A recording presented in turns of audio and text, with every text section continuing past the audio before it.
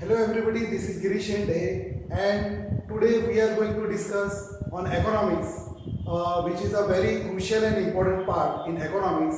It is related with the microeconomics. In the previous video, I have explained about the law of demand. I have demonstrated the chart as well as the graph of schedule and graph of law of demand. Now we will understand. Actually, this is the previous part of that law of demand.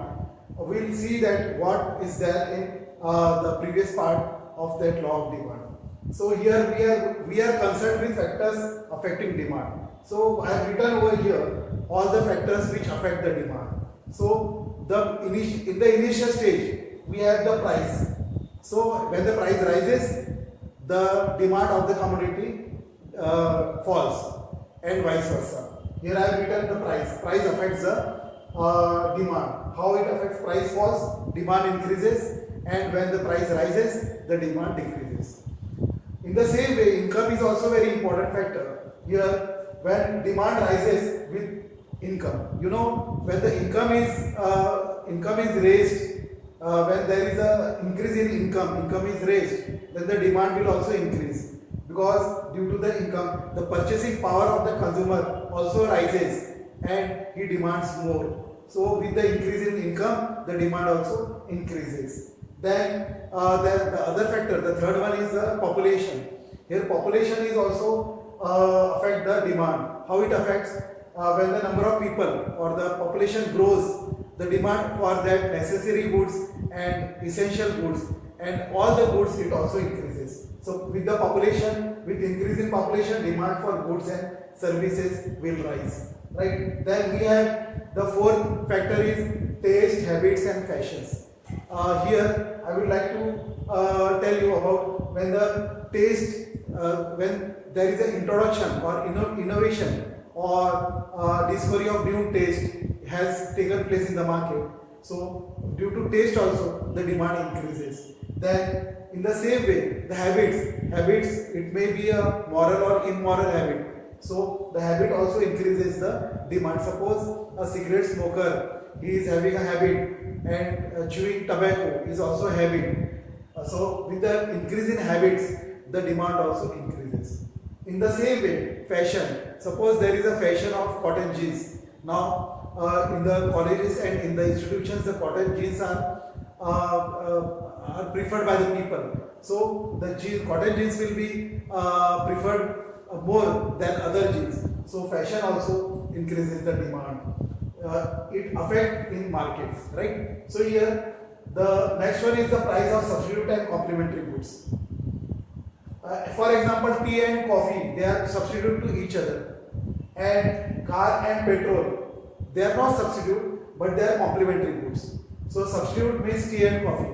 If the price of the tea increases, the people will prefer for coffee, because coffee, there will be not much difference between the price of coffee and tea. Suppose the price of coffee is 10 rupees and the price of tea is 5 rupees. If the price of tea increases to 7 rupees, the people will move towards coffee. They will prefer coffee. So these are the substitutes, tea and coffee, for each other.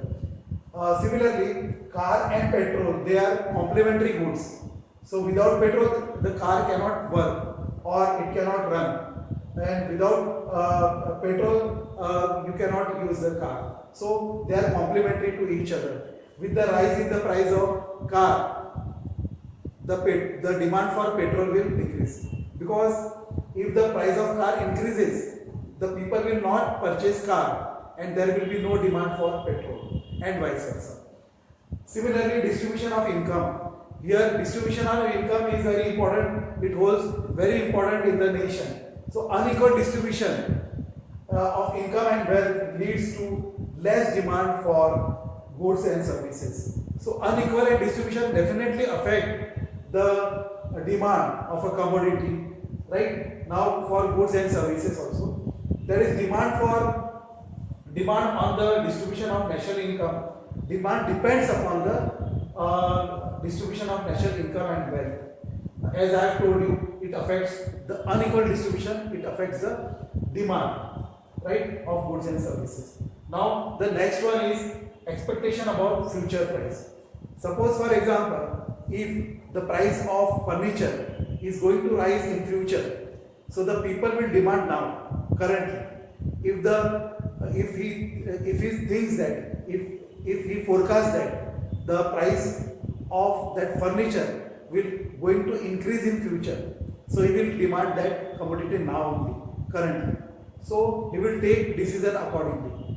Similarly, in the case of share market also, if the price of the shares of particular company is going to increase in near future simultaneously, then the people will prefer to purchase those shares now only currently, because they know that the prices of that share is going to increase in future, and vice versa also. If the price in future of that share is going to fall, so they will purchase, they will shift their purchasing in future. So this is called expectation about the future prices. Then advertisement also affects the demand. More advertisement will they will ask for more commodity. So when there is a display of any mobile or any luxurious good or any kind of goods, it is displayed in the window, so there will be no more demand. If it is displayed on the public places also, there will be no more demand for such type of commodities. So advertised goods are demanded more. Similarly, we can say taxation policy also affect demand. When the taxes increased by the government, if the taxation policy is not in the favor of the people, their income become less, so their disposable income is affected. So when the disposable income is affected, then there will be a less demand of the commodity in the market. So the taxation policy affects the disposable income of the consumer. Then the last one is other factors. They are very important factors. Nowadays they change, means now and then they changes. Like climatic condition also, the demand. Suppose there is a heavy rains, the demand for umbrella will increase definitely. If there is no rain, less rain, the umbrella and raincoat will be sold less. Similarly, in case of winter season also, if the in the winter season the temperature is much less, the winter cloths or woolen cloths will be more demanded, and vice versa. Similarly, there are some traditional factors also which affect the demand of the commodity, and same as political and social factors also. So these other factors like climatic condition, traditional, political and social factors, it also affects the demand. Now we will understand, we have understood the factors affecting demand. As I have told you, I have actually demonstrated the schedule diagram, and with that schedule diagram I have also explained the graph and how the demand curve shift from curve, it is slope from left to right. So there is an inverse relationship between the demand and price and demand. So here also factors affecting demand, it clearly indicates there is an inverse relationship between the price and demand. Now we shall understand the types of demand, right? So what types of demand? There are 5 types of demand we will understand.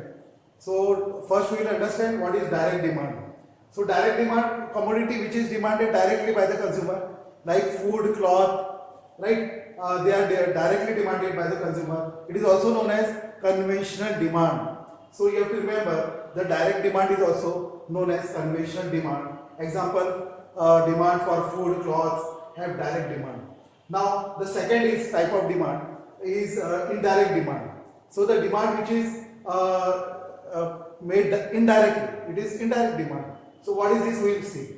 It is also known as the derived demand. So derived demand means it is derived by some factor. It is not directly demanded. So that's why it is called a derived demand. To produce consumer goods, one have to set up, establish, bring all the factors of production into one place. So here there is a indirect demand, because for the production activities he has to bring all the factors of production like land, labor, capital and entrepreneurs. they will have to be brought together to make or to manufacture any kind of goods and services. So here indirect demand is also known as a direct demand. To produce consumer good, it is the direct demand. To produce indirect demand, example the demand for factors of production, that is land, labor, capital and entrepreneur. Raw material is also required here. So here this is called indirect demand. Now the joint demand means the commodity which have a joint demand. For example, joint demand, I can say that when we are talking about the tea.